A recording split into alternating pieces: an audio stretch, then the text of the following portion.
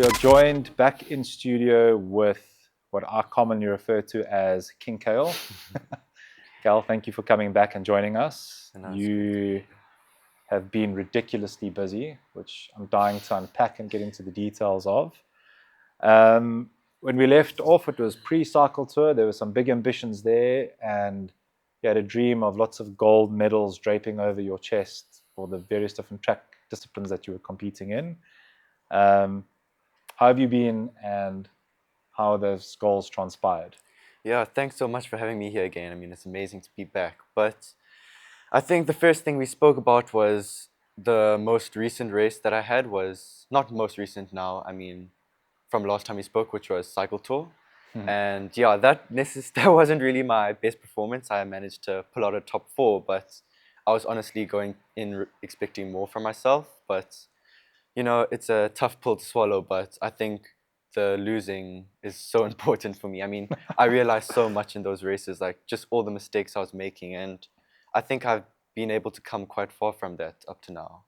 You say mistakes that you made? I mean, examples? So I would actually say learning what type of rider I am, because at that time, I mean, I had so many outside influences and people telling me things and like giving me advice on like how to race, but that really wasn't what I was. Like I was being told that, you know, don't leave it to a sprint because you're not going to win. But I've actually found that I have quite a good sprint. I would actually say I have one of the best sprints in South Africa in my age division. Okay. Yeah, so I mean, and sprinting's worked for me. I mean, I've got so many wins from just sprinting. So Jeepers, that's a yeah. dramatic. So were you? I have to ask, 'cause I know we're both big Teddy Pogacar fans. Yeah. Does that ever influence you? Do you ever think like 40 Ks to go, let's go full Teddy? I mean, I can't lie. In Western Cape Champs in January this year, I kind of tried to pull off a move like that myself. I think it was 25 Ks to go. I just sent it, and then honestly, things were going quite well at the start. I think I had like just over a minute gap, but then my pacing strategies were off or something went down. They started chasing me properly, and then kind of just fell apart from there. I think it was quite far-fetched for me to do that, but Oh, I love it. Okay, so yeah. there was a bit of influence from the GOAT.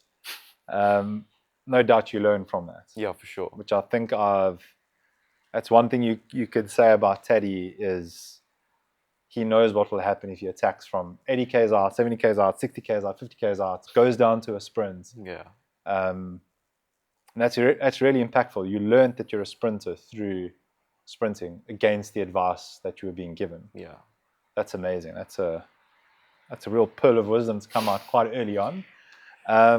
You say you came top 4. How many people were in your group? And maybe explain at your age. Obviously, you guys start at a different point to a lot of other people. Yeah. So just for the layman, maybe explain what that looks like and what group you were in. And Yeah, so we started in Fishhook, so that's where the elite woman would start. okay, And there was about, I would say, 40 riders. I mean, for racing in South Africa, that's kind of massive for us. So that was great to have that many riders. But after the first few attacks, it kind of thinned out a bit to closer to 20 riders, and those were the riders that were actually 20 riders in your competing. cat, like Yeah. that you were racing against. Yeah. So obviously the women are excluded from that 40. Yeah, no, so we would Oh, that's start a lot. just before the women. Yeah. Okay. So whittle down to 20. How far in? Like after Smiths? I think after Smiths, I mean, after the first major climb, people just started going crazy, and that's where people just started to drop off. Okay. Yeah. Had you pre-planned kind of what sort of race you thought you wanted to do there in terms of if an attack goes, I'm going to follow, or I'm going to try and put one in at this point? Anything intentional like that? So the idea was to just try and make it through the start of the race, so the first initial attacks. And then I kind of had the idea of, on Chapman's Peak, I would like to maybe attack, try go with a few people. But the main idea for me was just to constantly be with the front bunch, no matter what. Because if you're not in the front bunch, I feel like Sure. it's going to fall apart. Were there certain riders you needed to watch? Yes, definitely. There's Is always, it quite obvious in your cat who the top 5 are going to be? Yes, so you know it's who definitely tomorrow. quite obvious, yeah. Are you one of them? I would say I am, yes. Who are the other 3? So it would be myself, Tristan McGiven, Cameron Wilcox, Fadi Burta, and Yahya Martin. He's quite good, yeah, as well. Okay, so you guys are pretty much always watching each other. Safe Yeah, to say. definitely. Same Yeah. age? Yes, we're all the same age, although Tristan is 1 year younger, and he's just been Okay. Absolutely amazing. Tristan's a bit of a freak then. Yeah. Go on, Tristan. Good man. Do you guys have different traits? Are one of you better at long distance attacks? Is there a definitive sprint difference? Obviously, you said you found that you're quite strong there. Are those characteristics well defined, and have they changed over the years? Because obviously, quite a lot happens as boys hit puberty, and all these weird and wonderful things start to happen to your body. Have you seen changes there? I feel like as you're younger, you can there's definitely going to be a major strength advantage, especially if you hit puberty younger, depending on how you develop and your biological age. But as the years go on, there's more strategy that's implemented, and you can tell that the riders that focused or had to rely purely on their strength, they started to fall off to the side because they never really had to deal with the losing, and they never really had to learn from anything. So yeah, so if you never really lost, you never got to learn from anything, and they kind of just fell to the side because strength wasn't, they couldn't just rely on strength anymore. So it's interesting that reference point you've made now a few times to learning through loss. That sounds like a major theme of what's been going on for the last little while. Can you give me an example of some of the things you've learned or you've had to deal with as a result of loss? I feel like over the first few years that I've been racing, I mean, I came in at under 15, and you have riders that have been racing from probably age 6, and they've been doing this for so long. I mean, coming into the game so new to everything, you're kind of bound to lose. I mean, I think I was quite, I guess you could say, lucky. I don't know what you would say, but I actually did quite well in my first few years, I would say. I mean, getting seconds and thirds, I mean, straight off the bat. So that was quite amazing. But going into my first year under 17, just constant losing. I mean, the second years are absolutely crazy. So just trying to compete against them, losing all the time, and then kind of learning. Like, I feel like it's so important to lose, like just being able to learn. Like, I was able to learn what type of rider I am, like how I need to race, how other people race. Like, if this rider goes early, you can kind of let him go, or if this rider goes, and then you kind of just have to be with him. It's like all of these just decisions that you learn to make. And they start to become second nature. Yeah, for sure. And is there, I mean, you're obviously really young, but you're getting on now. No wrinkles yet, but you are getting on. Is there a significant amount of like disappointment or letdown? Like, does that creep in, or are you quite well protected against that kind of thing? I feel like the people around me don't try to put me down too much when I lose, but because I put such high standards on myself, it's definitely quite a letdown. But okay, so you do have a little bit of an LC afterwards, and yeah, for sure. How long does it take you to get over that? It doesn't take me too long, I would say, but as soon as I start to realize where I went wrong and how I can better myself, that's when I start feeling better about myself. But when it comes down to all the stupid mistakes that I made, like if I just kind of didn't follow the plan, then it kind of... Okay. It's really detailed. I mean, it's nice to know that it can be so practical. It's not just like you go out there and it's, oh, well, I lost just because. It's actually these things that you could do that can change the outcome. That is a good place to derive hope from. At my level, the races that I'm going to, there's nothing I could have done to change the outcome. It's weird. Like, I associate cycling as a sport that I don't compete in because I could never win. There's no version of events where I'll win.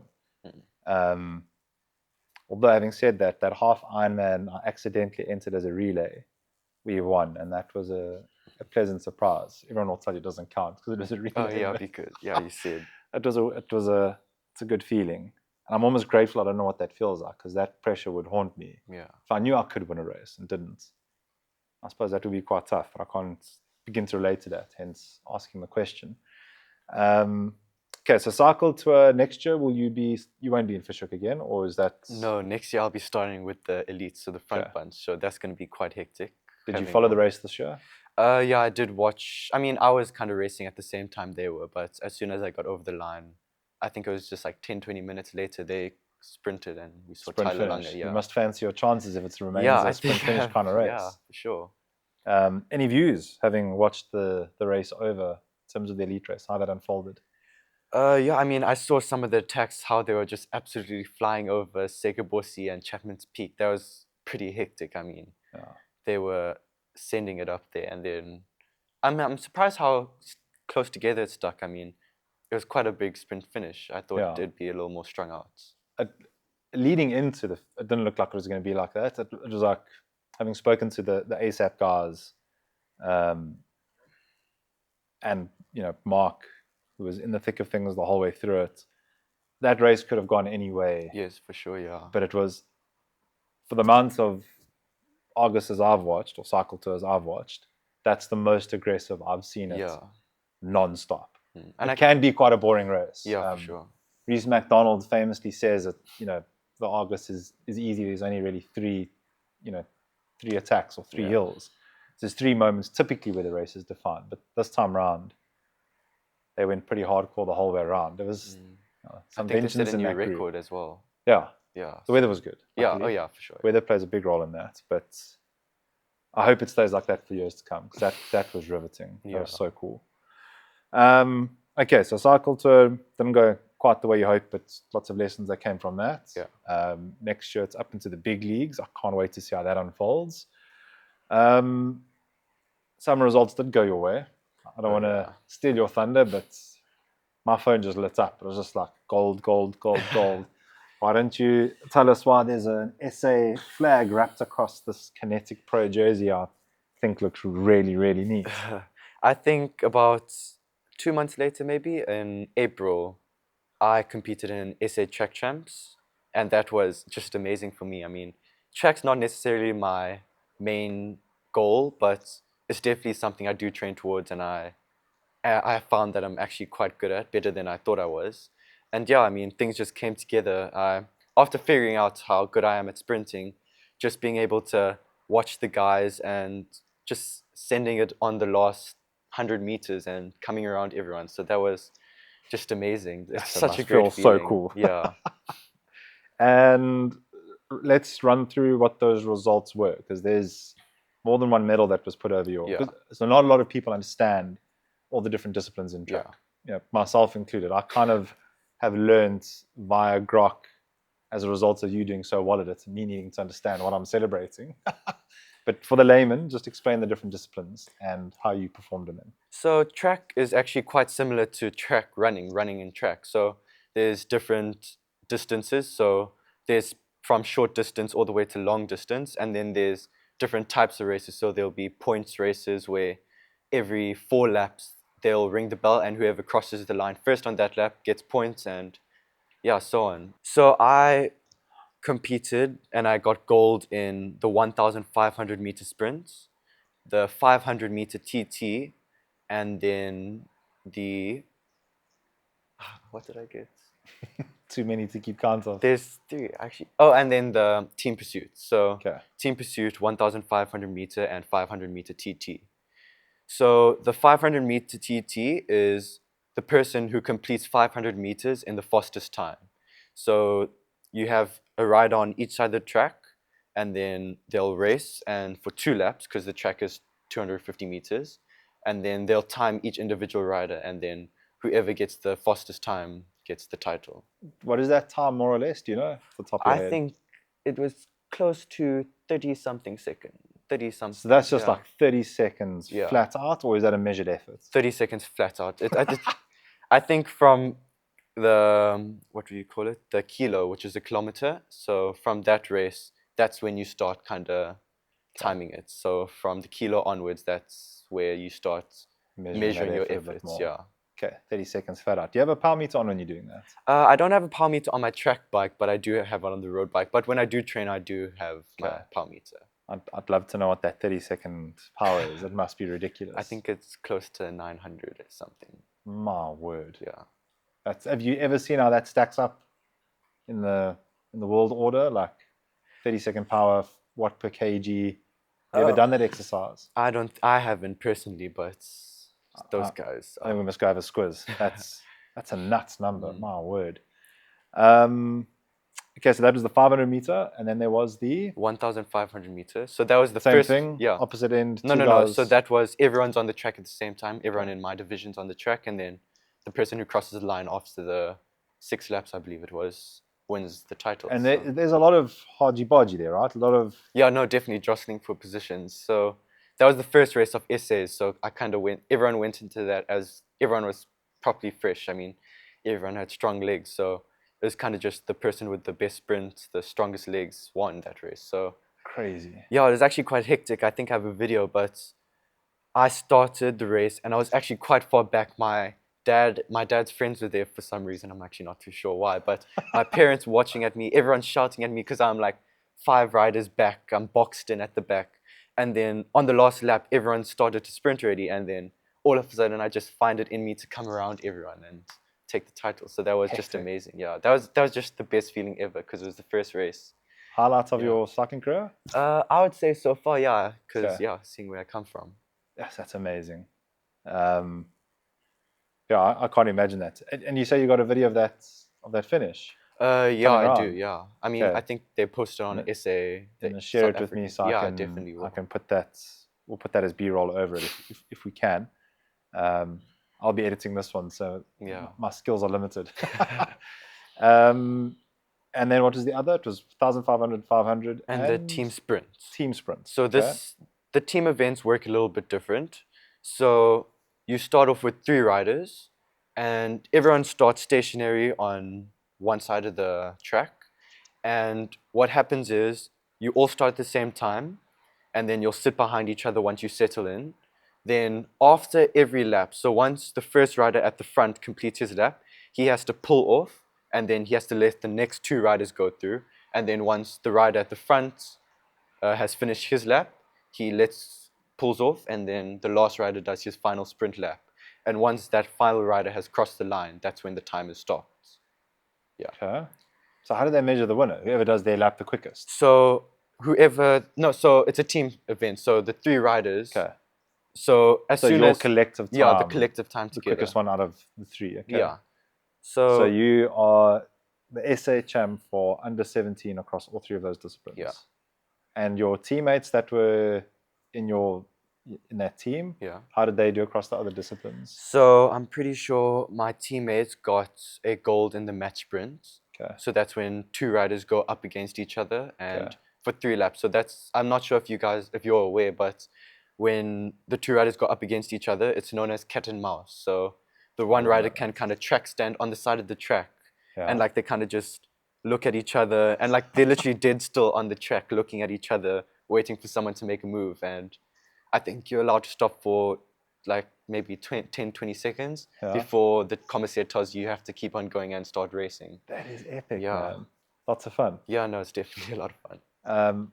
Is there a strong connection between your track performance, certainly the jostling with other riders, and what you're doing on the road? You feel like that makes you more competent? I think it definitely does make... I think you can tell from the riders that do mountain bike, they're able to translate those skills onto the road.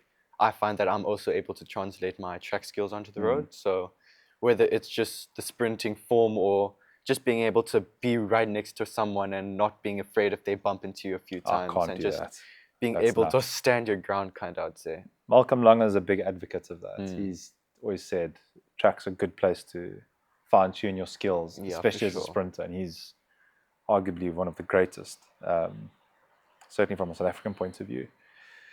Okay, so very successful. So you're a triple SA champ, as it stands. Yes, and then first time ever. Yeah, first time for me. Yeah, I mean, it's amazing. I think congratulations. Thank you so much. In 2023, I got team pursuits. I got gold in team pursuits and just team pursuits. Yeah. So that was my first time getting a SA title, but I don't think I counted that too much because at the time there was only 4 strong riders and we were all in the same team. Yeah. You're very critical of yourself, which I like. That's a good thing. Yeah. You'll take a bar when you know you've earned it, but not just for anything. What has that done for your perception of yourself in terms of what you believe you're capable of? So there's a lot of riders that kind of have the mentality that they can do everything. I guess it's kind of a childish thing or not being as mature, but I find that I have I don't know how you'd say it,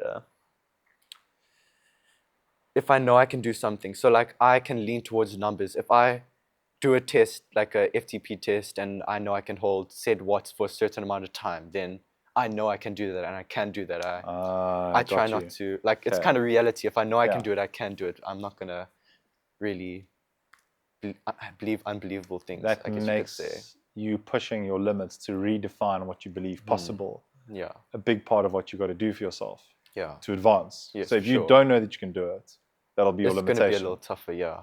But if you know you can, yeah, that's okay. So this resets that benchmark in terms of what you know you can do. Yeah, so what's the next one? The next goal for me is kind of making it internationally. So Okay. first, I want to try my best to dominate SA Road Champs, which is the biggest thing you could possibly do in South Africa. And then from there, I kind of want to expand to Europe. So I'm headed to Europe, I think, in 2 weeks now.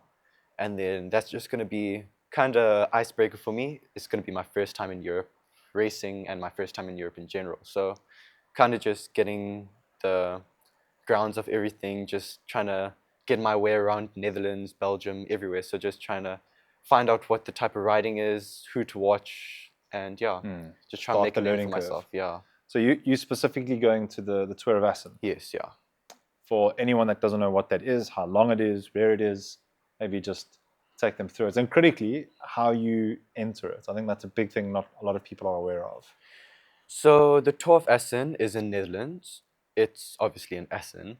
And it's a 5-day stage race for junior riders. So it's from, I believe, under 13 all the way up to under 19. And it's the same as any stage race. It's just a little shorter. So it's 5 days. The first day, I believe, is a prologue stage to establish who's the leader. In some terms, I guess you could say the yellow jersey. And then from then on, there's going to be crits, time trials, all of those things, just to kind of challenge all the riders and see who's good at what. And then the rider with the shortest amount of time on those 5 days, sorry, wins the overall tournament. And then obviously there can be winners of each day. So yeah, so it's definitely much different from what we have in South Africa. Have you done a lot of research on routes, style of riding, narrowness of roads, bunch dynamics? Have you looked into a lot of that stuff, or are you kind of going there and just saying, I'll figure it out when I'm there?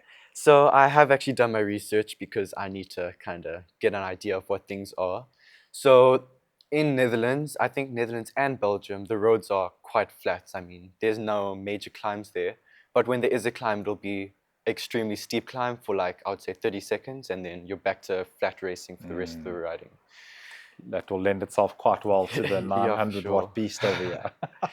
And then the roads, so they will be quite, I guess you could say, thin roads. They're not going to be too big, and there's going to be about 70 to 100 riders sending it down the road. So that's going to be a major adjustment that I'm going to have to make. I can see how a lot of your track is going to translate. I hope, yeah. I hope bunch that's going to dynamic. Help out. Yeah, for sure. The numbers, the power. Yeah. Do you have any idea, certainly in your age group, who some of the front runners might be? And what sort of numbers they're riding? Have you stalked anyone on Strava, seen if they've shared their power data?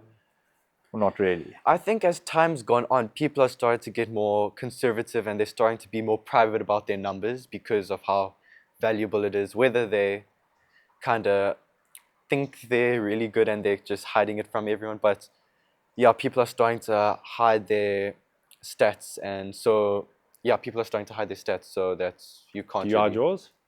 From time to time. So my best efforts I try to keep to myself, but if I do get a KOM, there's no hiding that from anyone. Those are hard to come by in Cape Town. Yeah, for sure. There's that Chappies one. I can't wait for someone to go for that. Yeah, that's definitely a goal. Just a local goal sometime. Yeah. There's a handful of people that have theorized that it can be beaten with the concerted effort from a group of like-minded people. In terms of how you enter that race, is it to go online, put your details in, click book, pay, and that's the rest of it done? Yeah, I think it's quite simple. I mean, racing there is so standard. I mean, I think there's racing every single day of the week. And I actually think they've had to put limitations on the riders. You're only allowed to race, I think, twice a week. So just to give everyone to give everyone a chance, and so everyone, has a shot at winning. What is a realistic goal for this tour? Well, looking at some of the riders that have gone up already, they've been racing in Belgium and Netherlands already. They've been getting top 20s. I don't think I've seen too many people in the top 10 or anything. So I would like to place myself above that. So I would say top 10. If I could get into a sprint, I think I have a very good shot at possibly even top 5 or a podium. Okay. But I think for me, the Get to the mentality sprint. the mentality is always going to be to win. I feel like if you're not going to Good go man. there to win, you're going to waste your time. So yeah, That was a trick question and you passed. so yeah, if I could get a win, that's amazing. But for now, it's just to go in, learn, see what type of how they ride, and yeah, just learn as much as possible. Awesome. I think that's going to be. I can't wait to sit with you once you're back and run over that. Are you there just for the week and then you're back? So I'm there for 2 weeks. So I'm there for a week before just to kind of ride around, have some fun. And then I'll have my race week. And then afterwards, I have a few more days to myself with the family. I think it's my mom's birthday as well. So we're going to spend some time together overseas. And yeah, just enjoy it a lot. Man, Yeah. that's so cool. Yeah, take the cameras with and make sure you capture that. I think it's going to be a really special trip. This kit looks different from what I'm used to seeing. You guys are normally predominantly yellow with the blue. So what happened here? So as I've said with SA Track Championships, the rider who's won the title is being given the opportunity to wear the SA shirt. So you can see Ryan Gibbons last year when he had his SA kit in the Tour de France. He was riding in the peloton. So during races, when I come across an event that I won at SA Champs, I'm allowed to race in this kit for that race and represent myself as the SA champ. It looks so cool. Yeah, I love it so much. It's so nice. The black and the white just makes everything else pop. What does Kinetic Pro have to say? Have they been very vocal? Are they proud of you? Or so they're quite involved. Yeah, I think they're definitely proud of their younger riders. I mean, myself and my teammates.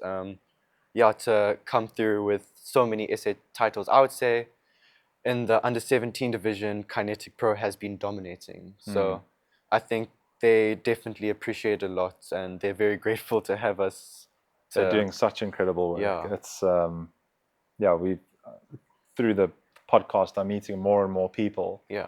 That are touched by the work that they do, and I don't think anyone actually realizes just how much these guys do in changing people's entire worlds. Yeah, for sure. As well as honing talent like yours and getting it super sharp and capable of winning SA titles. It's I do want to get them on specifically, the founders to come and have a chat. But well done on that. I absolutely love this. So can you wear that just like on the road? Road ride, is it frowned upon? I think I'm definitely going to be wearing it on track whenever I train, whenever I race, well, for my events. And then on the road, I don't think I'm necessarily allowed to, but I'm sure exceptions can be made. Just one yeah, Friday, one or two rides. Yeah, for sure. I don't think anyone. It'll match your bike quite nicely. Oh yeah, I love it. Yeah, the black details with the white. It's almost as if you knew you were going to win that when you were picking that color scheme out. I can't avoid, I mean, in particular these, Shikon have come on board as a sponsor / ambassador support program between you and them. What's that been like? What's the story there? I mean, that was just absolutely amazing. I mean, for me personally, at the start, it was just purely personal preference, seeing Tadej Pogacar, the whole of UAE racing with Shikon glasses. So seeing them racing there, I wasn't even aware of the sponsorship deal at the start. It was just to kind of have new glasses to race with. So we got in touch with Shikon and ASG Solutions, who are the distributors for Shikon. And yeah, we kind of got into contact with him. We started talking back and forth, and then he offered me a ambassador deal. So yeah, that was just amazing to have him back me like that. So yeah, and the glasses are amazing. I mean, yeah, I'm a big fan. I've got a pair of these, not the same color. Yeah, it's an awesome brand and product. I'll be honest, I was completely influenced by Tadej Pogacar because I'm just the biggest fanboy under the sun. Is this straight out of their like super subtle range? If you want to be low key, fly under the radar, Yeah, for sure. don't I be think noticed. those. Yeah. I'm colorblind, so I can't even tell you what these colors are, but this is extreme. Donovan Geldenes, these glasses have your name on them. Very cool though. It's like unlike anything else I've seen. Yeah. What colors are on here? What is this? So Like, for me at the start, I actually thought it was going to be a little more on the pink side, like a Giro type color. yeah. But So looking those at in the Giro for Teddy. I remember you wore them at yeah, at the so Giro. this is actually the Tour de France one, and they do have the pink Yeah. one for the Giro. Yeah. But when looking at these ones specifically, I'm actually quite like a low-key guy. So when it comes to choosing glasses, I wouldn't be too out there. But this is definitely quite a statement Put to them make on. if you're gonna. Let's have a look and see if they. I mean, can you see into the future with those? Yeah, I think everything just looks 10 times Is faster. there a gold trophy and are you in Assen? Yeah, everything just looks amazing. I think those are. I mean, it's from when you first took them out till now. Like they're definitely growing on you. Yeah, no, definitely. I mean, the first time looking at them, I was a bit shocked. But the more I look at it, the more I can envision myself wearing. Who has one pair of? I mean, obviously, not everyone has multiple pairs, but the majority of people I know have got multiple pairs of glasses. Yeah. It's kind of like an accessory as you go down the line. Why not have a pair of those? That's Yeah, it's amazing. I wish you never brought them because I can see I'm gonna have to buy a pair. Soon to be stocked in the Active Hobo near you. And as far as the other brands go that you work with, is there any other breakthroughs there? I know I don't know how when you were last year you didn't have the new bike yet. No, we had it coming on the way, but it hadn't been delivered en yet. route. So Yeah. we can cut to a B-roll of that. So there was a change from the 24. So that's now the Evo Plus 25. Any notable difference there? Standover height was slightly lower. It is 120 grams lighter. I stand corrected, depending on the size of the frame. It's 100 to 150 grams. Anything notable or not really? For me, the first thing I noticed was the handlebars. I mean, the one-piece handlebar that it comes with, it's just definitely more of a sleek design with the curviness of the stem. I like that a lot. It is noticeable. And Much then, sleeker. yeah, and then also just the customability on the website, just how you're able to customize everything. I mean, that bike was like the amount of options I could choose from choosing colors, from the top tubes to the wheels, even everything was just purely customizable, and I think it helps show who I am, and like, you're able to customize it. It was nice to do that one ground up. Is the first bike that you had is obviously from stock that we had. Yeah. Unfortunately, that bike had a run-in with a certain vehicle. Yeah. So it was cool to get to go through that process with you. You didn't go too bonkers with it. You went. I think I kept it. You went classy simple, yeah. and reliable, black and white. Yeah, sometimes that can just be the best. I mean, I think for me the white was matches the kit so nice. Yeah, I love it so much. I think the white was a bit more outwards for me. I mean, I'm more of a subtle guy, but I love it so much. I definitely love it so much. Yeah. And that logo is the piano black, so it's quite. Yeah. It does pop quite nicely. Yeah, that's it does. the piano black on the bottom of that there. Yeah. Not the sides.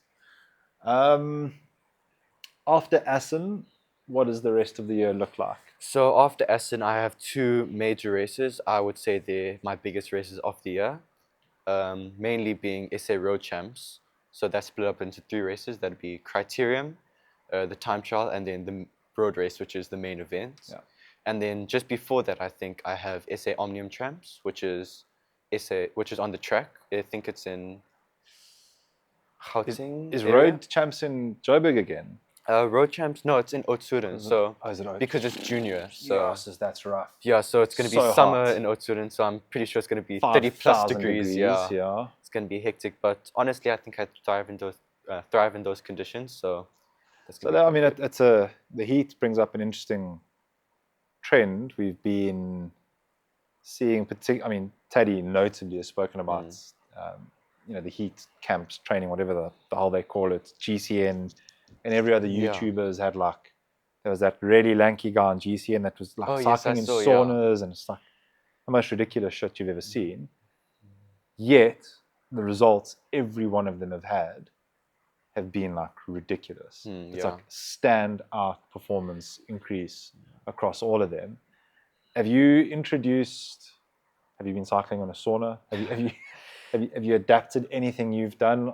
I haven't yet started implementing those things, but I'm definitely been seeing them around. I mean, like you said, the GCN guys, I've been following up on that. I'm actually been doing my own research on how it's been benefiting you, and I've been talking to my coach about it. Yeah, so I think people are just trying to find new ways to maximize training with the time they have, obviously. So whether it's altitude training or heat training now, or there's just so many different things people have started to implement that have just been crazy beneficial. It'd be interesting to see if you do go on a mission with any of those to do a little nerd out Yeah. document data session like before and afters. I just wish someone that I knew realistically, could go and do that. Because my criticism of the GCN guys is they form peaks and troughs so much. These are guys that used to be elite road racers. Yeah. Their on and off form could vary, double digits in terms of watts just on its own. So did you go into that heat training untrained, pretty rusty, and as a result of you just training again, you got that bump? So someone like you that's at a level and always obviously improving, if you went and did that, that would be a more measurable post result than anything. And they did all say that it has to be done on a consistent basis to maintain. It's not like you go to a sauna session, gain 10 watts, and then it stays there forever. You got to I think it's keep every working it into consecutive day you have to go in, or at least every day if you can, for I think it's a week or two, and then to actually start seeing any results at all. Consistently going through it. Yeah. I think it would help with things like OTA, and many of the people that went and did road champs, they were telling me like the nutrition major, like no one, anything that they would normally have done didn't account for the amounts of sodium that they were losing and needed to be replacing, and it just wasn't within their fueling strategy, and just the mental fatigue of how tough it was. I mean, cycling is well known as a sport that he who suffers the longest often can win, beyond the measure of their legs.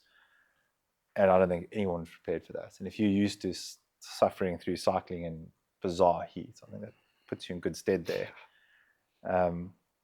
Which we're not really gifted with. I mean, you're coming out of this right now. We're sitting here in the rain every single pouring day. rain, it's terrible. The whole of this week. So it's been a nightmare. What have you been doing to get around that? Are you on the trainer? I have a gym membership at Sports Science Institute in Newlands, so that's just been amazing. Just being, I mean, as much as it sucks sitting on the watt bike for 2-3 hours, I mean, it has to be done, and it's just a lot better. Have you done a 3-hour watt bike session? Yeah, I have done a 3-hour watt bike session, and it was actually not too long ago. Yeah, so that's just terrible. What were you watching? I mean, it kind of varies. I bring my iPad with me. I download tons of videos. I'll watch a video, maybe a movie, or I'll just scroll on TikTok. I mean, anything to pass the time. Heavens alive. Okay. Yeah. Off the bike, you're obviously on school holidays now, and I know you're a performer in your academic world. How's school been? School's been quite good. I mean, I found that with grade 10, choosing subjects, things have just been a lot more chill. I would actually say, I mean, people say things get a lot harder. As much as the subjects have gotten harder, you're able to put a lot more focus on individual subjects, and I feel that I've chosen subjects that I quite enjoy. So with biology and physics, I quite enjoy that. So, and I actually have, I guess you could say, a passion for it. So that just helps so much. When you're interested in something, you're just able to pursue it that much easier. Yeah. That's interesting. Biology and physics and a top-end road cyclist. That is the whole package, yeah? Yeah. I'm sure lots of people are going to ask, but I'll leave it to the DMs whether or not you've found true love out in the world, but I'll leave that to their imagination. Any other news from the personal world? Anything? How are your siblings? Mom and dad? Yeah, I think Did you get a Springbok shirt with the recent sponsorship deal? yeah. Surely your dad brought some, a couple. I think we're gonna get some now. I mean, I think they just established that they had the new stickers on the front, but now with the new kit that they just played the Barbarians in, I like that a lot. I mean, I wasn't too much a fan of the collars that they used to wear in the World Cup, but now with the new kit, I'm liking it a lot. Yeah. It was their was it their training kit? They had something else on. And I was like, no, this is diabolical. This looks terrible. Yeah, with the bumper sticker I'm pretty sure checkers were making fun of. Yeah, everyone was like, Yeah. we need to swap retailers. Yeah. But then the kit they played in Yeah, once eventually they sorted it out, it looks very good. Yeah. Make sure you speak to the G about getting. Yes, I will. I'm sure at some sure. point there's going to be a staff deal there. Yeah. You guys are going to be in the change room or something with the booker. You're on school holidays now. Yeah. And there's some of your cycling peers have gone the full homeschooling, online schooling route. Yeah. So they can focus more on cycling. Yeah. Tell me a bit about that dynamic. What are you observing? So I definitely don't blame them. I mean, just having that extra time to train, get that extra sleep in, that rest in. I mean, it's massive. I can tell in the holidays now with all this time that I have, I'm able to train while still getting all my 10 hours of sleep in, while still being able to hang out with my friends You're from time to for time. 10 hours. 9 to 10 hours. I mean, maybe because Nice I'm just life. lazy, but it's just amazing. You definitely aren't lazy. Just getting that sleep in is so massive for recovery and everything. So you can definitely tell there's a major difference in time and time management, how much time you do have. But the riders that have gone on to online school, they definitely have more freedom because they can go overseas without having to worry about attending physical school.